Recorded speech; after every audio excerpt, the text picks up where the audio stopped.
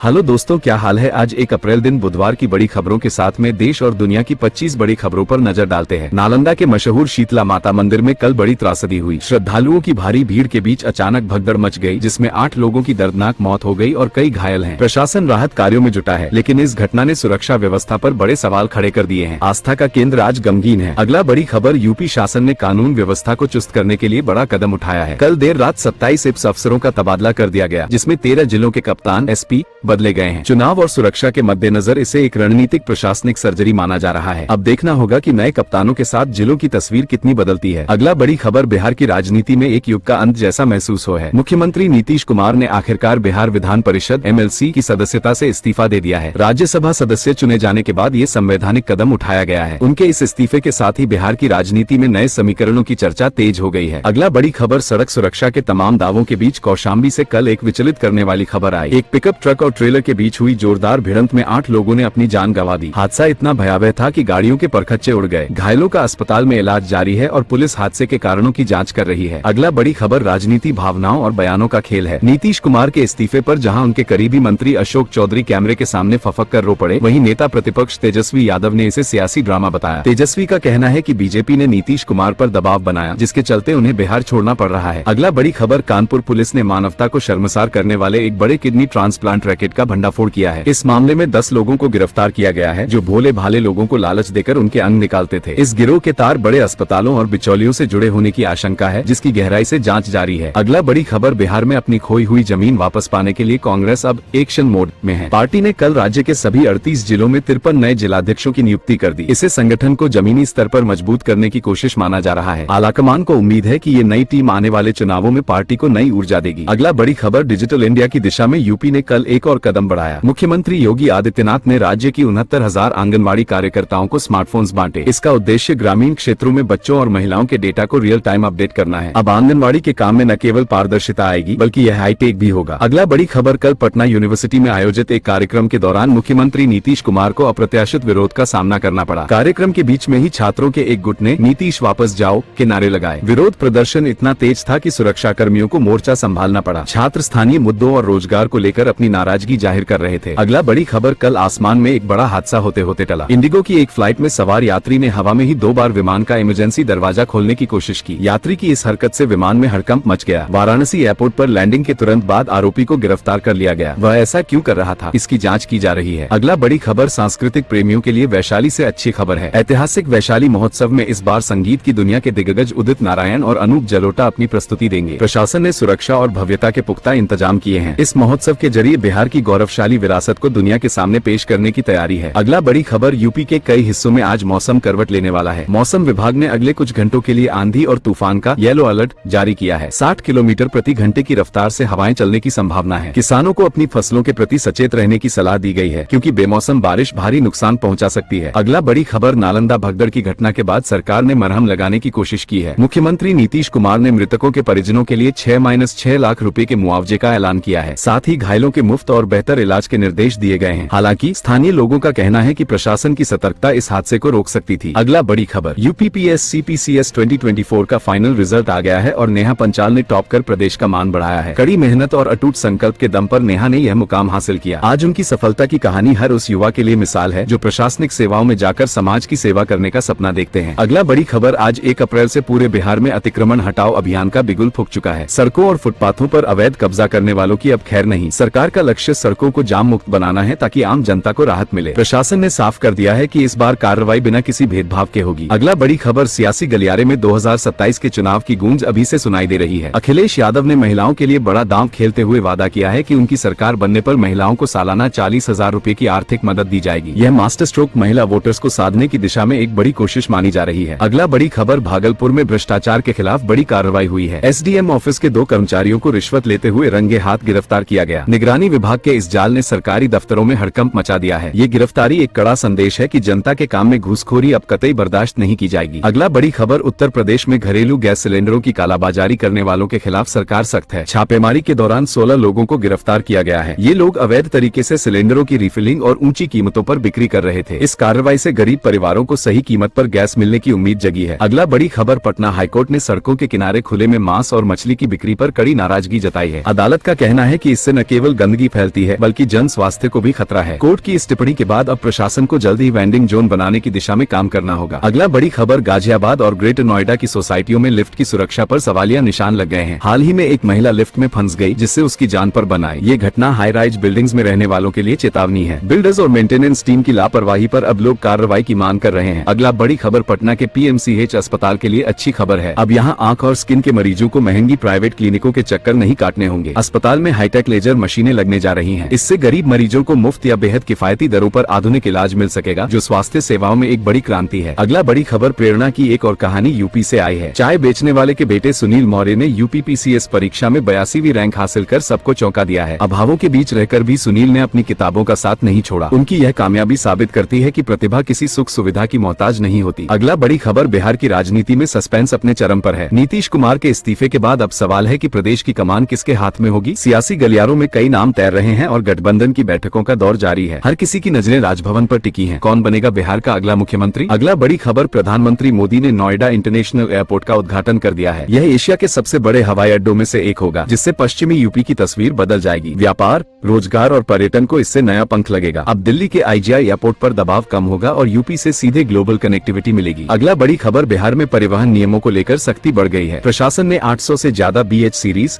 Bharat series के वाहनों पर नियमों के उल्लंघन के लिए भारी जुर्माना लगाया है। ये कार्रवाई उन लोगों के लिए सबक है जो टैक्स बचाने या नियमों को ताक पर रखकर सड़कों पर गाड़ियां दौड़ रहे थे। दोस्तों, हर दिन की तरह 25 बड़ी खबरों के जानकारी के लिए चैनल को सब्सक्राइब करें।